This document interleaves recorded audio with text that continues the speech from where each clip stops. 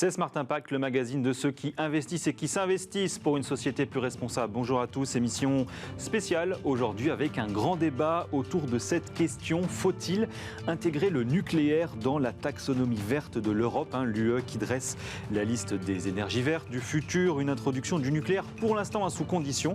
Bonne ou mauvaise nouvelle pour la filière française? Quels enjeux pour l'avenir? Réponse dans un instant dans notre débat. Et puis on parlera de la transition des entreprises vers le zéro déchet avec le patron de Commerceau, lutter contre le gaspillage en misant tout simplement sur les synergies entre les entreprises. Vaste programme qui commence à faire ses preuves. Vous verrez. Smart Impact, bonjour, bienvenue, c'est parti.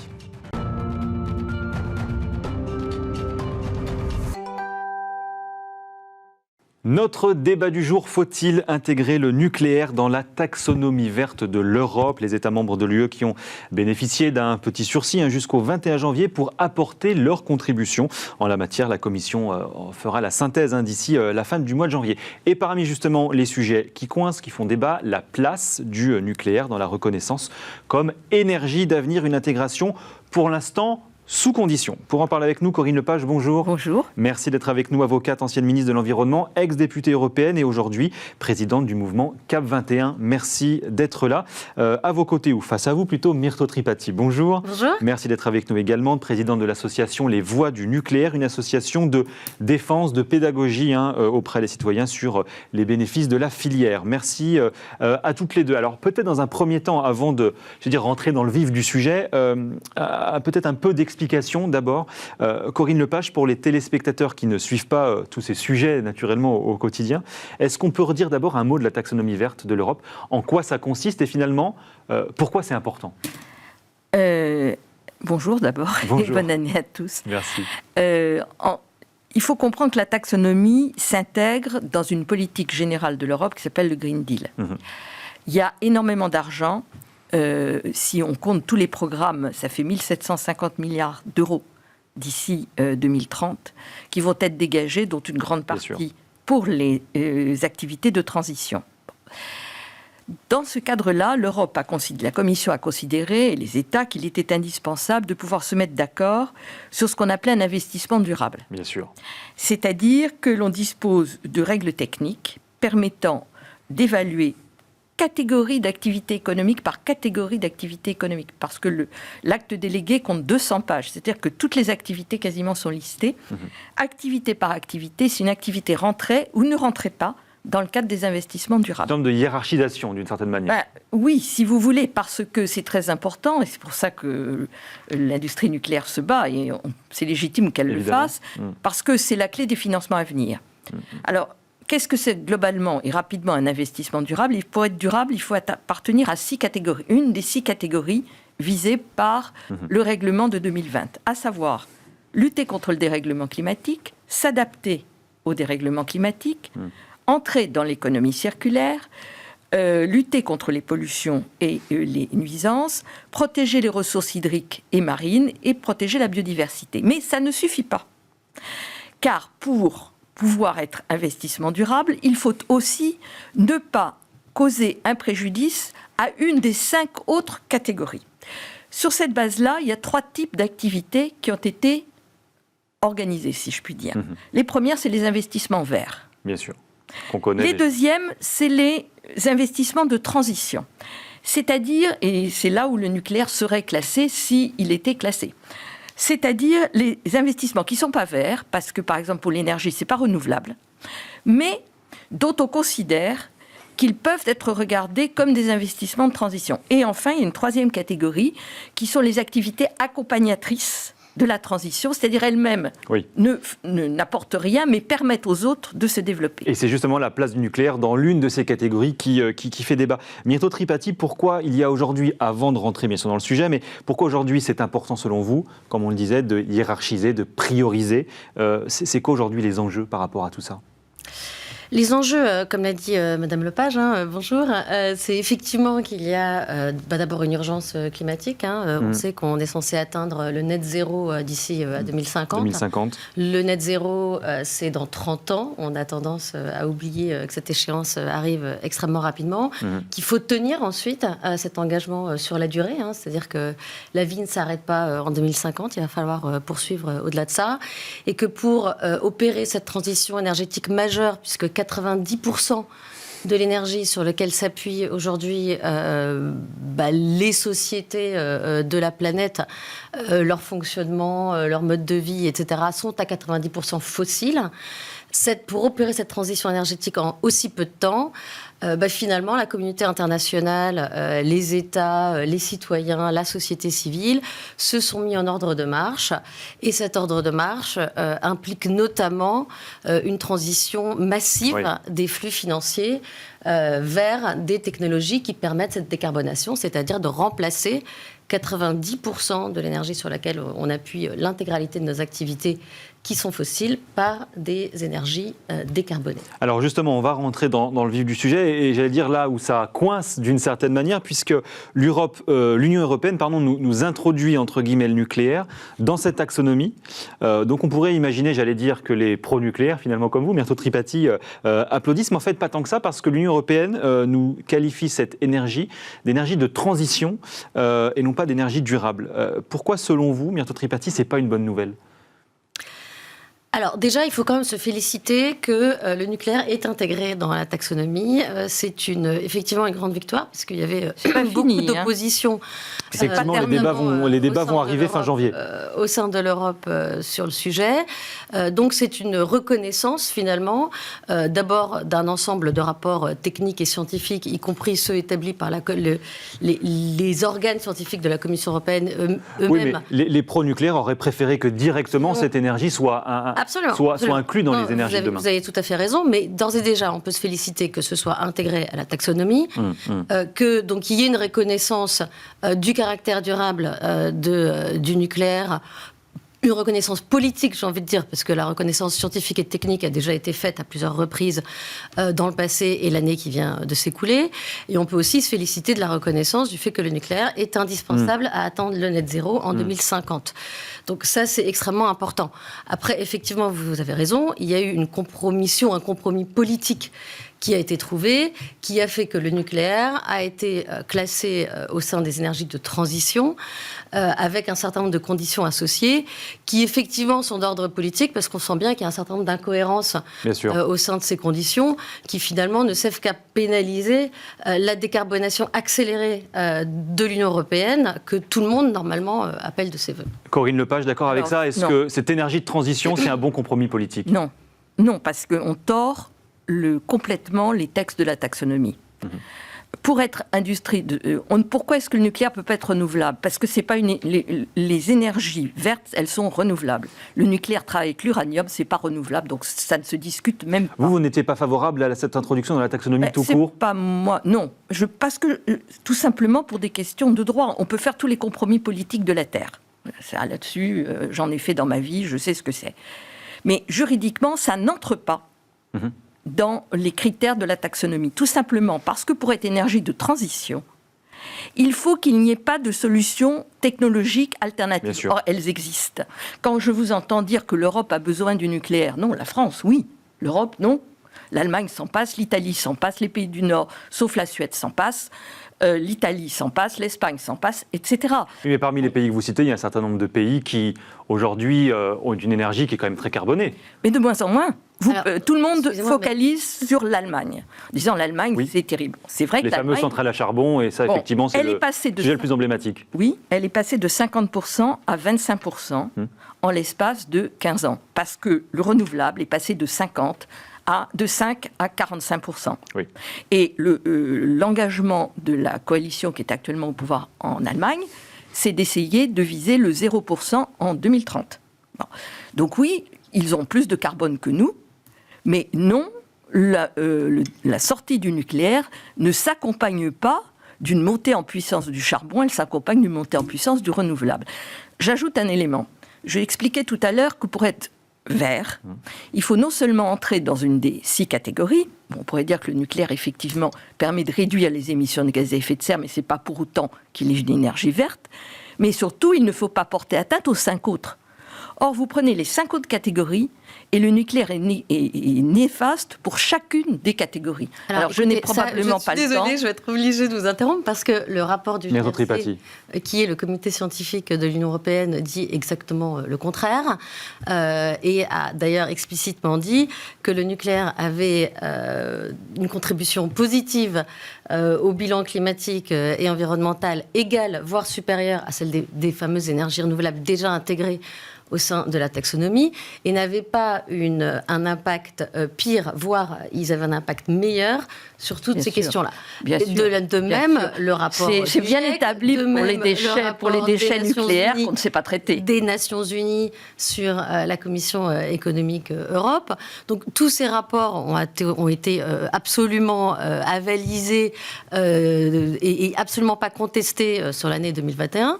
Mais au-delà de l'ensemble de ces rapports, on a quand même un constat qui est celui, par exemple, que vous avez établi vous-même, qui est que le palmarès 2021 en Europe des pays et de leurs émissions carbone aujourd'hui en met 4 en tête, qui sont la Suède, la Suisse, la Norvège et la France. Oui, mais ce que Corinne Lepage nous dit, c'est qu'il y a une trajectoire aussi de décarbonation. Mais bien sûr, mais nous, on bouge pas. Nous, on bouge pas. Hydro et nucléaire, qui sont en fait des énergies décarbonées pilotable. Et en fait, le caractère que l'on recherche est avant tout celui de la décarbonation et pas forcément celui du caractère renouvelable du combustible, sachant que l'objectif, effectivement, à terme, ça va être de rentrer dans une économie aussi circulaire que possible de la production d'énergie, de l'intégralité du système qui sert à produire le kilowattheure final.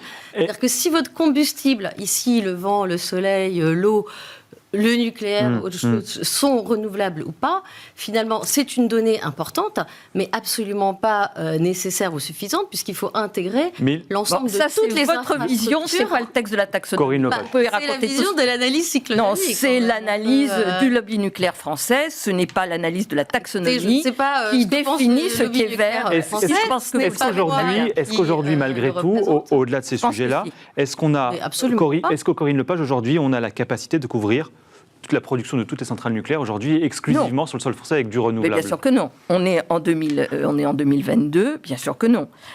Mais j'observe plusieurs choses. La première, c'est que notre dépendance au nucléaire fait qu'aujourd'hui, nous sommes fragiles en termes d'alimentation électrique pour cet hiver. C'est dû à quoi? C'est pas dû au renouvelable. C'est dû à l'insuffisance de renouvelables, ce qu'a souligné la Creux dans un rapport de la semaine dernière. Pourquoi insuffisance du renouvelable? Parce que le nucléaire a cherché depuis 20 ans à tuer le développement du renouvelable en France. C'est pour ça qu'on est tellement en retard.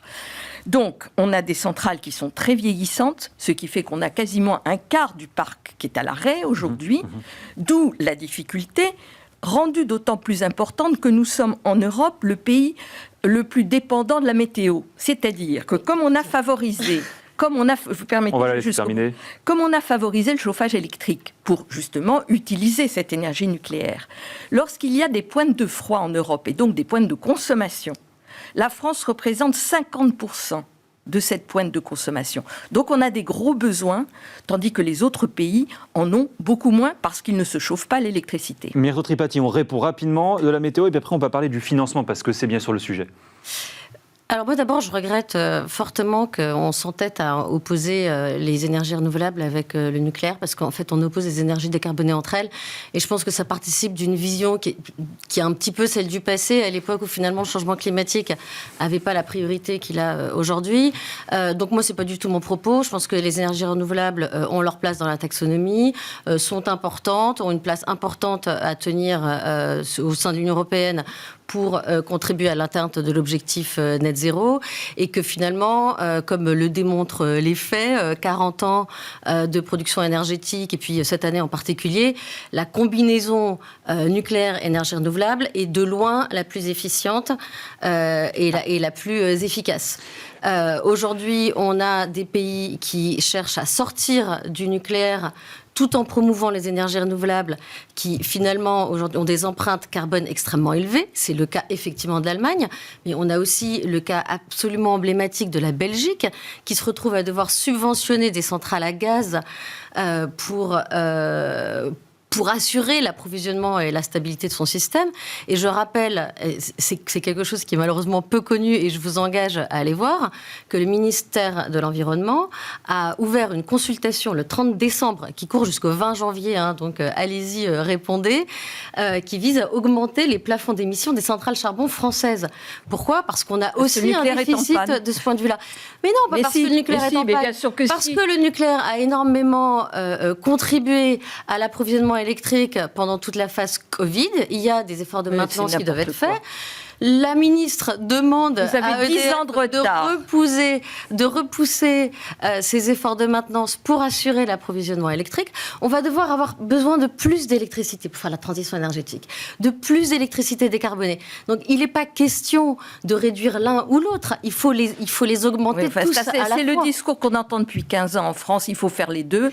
Quand vous voyez le résultat des courses, on ne fait pas les deux. Une politicienne, une spécialiste du droit, et je vous l'accorde, chacun son métier. Ouais. Moi, je suis une ingénieure et finalement, ce qui m'intéresse, c'est ce que la technique et ce que la science nous dit, et finalement, ce à quoi on est quand même contraint de respecter. Alors, les énergies renouvelables, encore une fois, ont une place importante à tenir. Cela étant dit, elles ne peuvent pas le faire seules.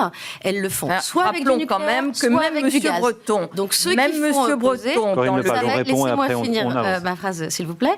Ceux qui s'opposent ici, c'est soit l'utilisation du nucléaire, soit l'utilisation du gaz. Alors je donne un exemple. En France et en Europe de l'Ouest, puisqu'on est tous soumis au même régime de vent, entre septembre et novembre, l'éolien n'a pu produire qu'à 7% de sa capacité installée.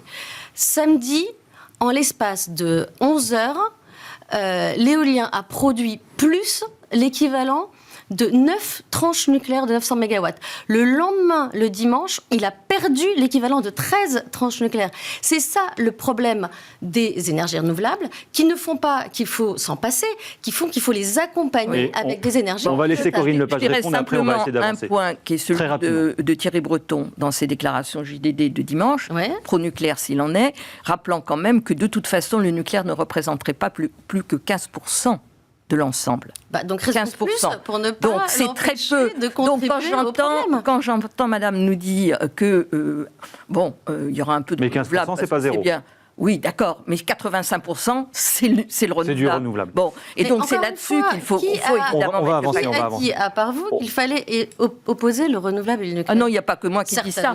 Je dis simplement que le résultat des courses depuis 15 ans, quand vous regardez les résultats de la France, nous sommes pas dans les clous au niveau de ce qu'on aurait dû atteindre en matière d'énergie renouvelable. Je dis que la Creux elle-même...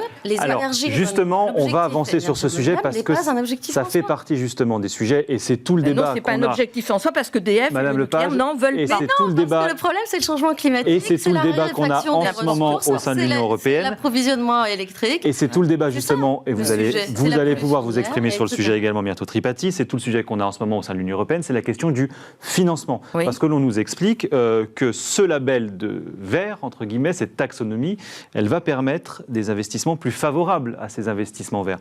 Est-ce que ça veut dire justement que si on exclut le nucléaire, on va payer notre électricité plus cher? C'est ce que certains spécialistes commencent à nous dire. Est-ce qu'on va demain, si on exclut le nucléaire de cette taxonomie verte, payer plus cher, avoir une plus grosse facture d'électricité? Tout simplement, le nucléaire ne tiendra pas la route. Est-ce qu'on va payer plus cher notre énergie si on l'exclut? Non, parce que je vais vous dire que si le nucléaire continue à avoir le coût qu'il a, et il n'y a aucune raison qu'il baisse, ce qui va se développer massivement, c'est l'autoconsommation collective, c'est la production d'énergie solaire, parce que le solaire est quand même beaucoup plus intéressant que l'éolien et pose beaucoup moins de problèmes. Le stockage progresse beaucoup. Il y a l'hydrogène, il y a le power to gas, qui est encore une autre manière de stocker et de développer, de répondre à la question de l'intermittence, qui va être de moins en moins un problème. Et par voie de conséquence, en fait, la taxonomie, c'est la vie ou la mort du nucléaire en France, parce qu'on n'a pas les moyens de payer ce qu'il faudrait payer. Et votre position, d'ailleurs, sur ce non au nucléaire, Corinne Lepage, au fil des années, on se rend compte qu'elle a un peu évolué aussi. Aujourd'hui, c'est plus vraiment une question de sécurité, finalement. C'est une question de coût. C'est une question de coût, davantage, et puis aussi, effectivement, une question d'énergie de substitution. J'ai deux soucis. C'est que, premièrement, la France, malheureusement, est passée complètement à côté des filières industrielles du renouvelable. Parce qu'on est complètement nucléaire addict, et que donc, nous n'avons pas... Il y a EDF Énergie Renouvelable qui fait des choses intéressantes, sauf qu'elle ne les fait pas en France. Mais qui est le premier européen? C'est Iberdrola, c'est un Espagnol, qui du reste développe énormément le renouvelable en Occitanie, par exemple, parce que c'est pas très loin de l'Espagne. Vous avez des grandes entreprises allemandes où vous avez Vestas dans les pays du nord de l'Europe. Nous, on est passé complètement à côté, tout simplement parce qu'on n'a pas voulu développer ces filières-là. Donc on a un problème industriel. Deuxièmement, il y a un problème de coût. Moi, je veux bien qu'on raconte tout ce qu'on veut. Le coût du nouveau nucléaire, c'est de l'ordre de 12 centimes du kilowattheure. Bon, c'est le coût qui est annoncé en Grande-Bretagne. Vous allez répondre juste après. Ce sera le coût 19 milliards, je rappelle, selon la Cour des comptes, Flamanville, qui n'est toujours pas en service. Tandis que l'éolien et le solaire tournent aujourd'hui autour de 5 à 6 centimes de coût de revient du kilowattheure. Voilà. Donc, mon problème, il est extrêmement simple. Pourquoi il est davantage financier aujourd'hui que sur des questions purement sécuritaires. Il est économique. On va s'arrêter là, malheureusement. J'aurais bien aimé continuer encore des minutes et des minutes. Vraiment, on ne les a pas. Merci beaucoup, en tout cas, d'être venu nous voir et de nous avoir exprimé vos points de vue sur ce sujet, comme chaque jour d'ailleurs, dans Smart Impact sur Bismart. Merci.